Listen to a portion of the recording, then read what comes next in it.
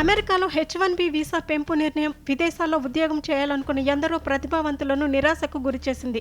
H-1B visa ఫీజును $1,00,000లకు పెంచడంతో అమెరికాలో కొత్తగా ఉన్నత చదువు, ఉద్యోగం కోసం ప్రయత్నిస్తున్న వారి ఆశలు అడియాసలైనట్టయింది. ఈ వీసా పెంపు ప్రభావం ఎక్కువగా భారత్, చైనా పైనే పడుతుంది. ఎందుకంటే అమెరికాలో ఎక్కువ శాతం ఈ రెండు దేశాలకు చెందిన వారే ఉన్నారు. అయితే దీనికి చెక్ పెడుతూ చైనా ప్రభుత్వం కీలక నిర్ణయం తీసుకుంది. అంతర్జాతీయంగా నిపుణులను ఆకర్షించడంలో అమెరికాకు గట్టి పోటీ ఇచ్చేందుకు చైనా సిద్ధమైంది. విదేశీ యువ ప్రతిభావంతులను తమ దేశానికి రప్పించే లక్ష్యంతో కే వీసా పేరుతో సరికొత్త వీసా విధానాన్ని ప్రకటించింది.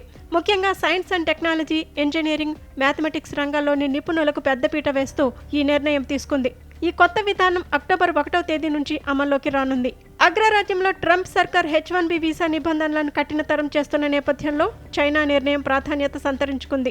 అమెరికాలో ఈ వీసా పెంపును $1,00,000లకు పెంచడం వంటి చర్యలతో భారత్, చైనా వంటి దేశాల నిపుణులకు అవకాశాలు తగ్గుతున్నాయని భావిస్తున్న తరుణమిది. అలాంటి సమయంలో చైనా తీసుకొచ్చిన ఈ కొత్త వీసా వారికి ప్రత్యామ్నాయ మార్గాన్ని చూపుతోంది. అంతేకాదు, ఈ కే వీసా నిబంధనలను చాలా సరళంగా రూపొందించారు.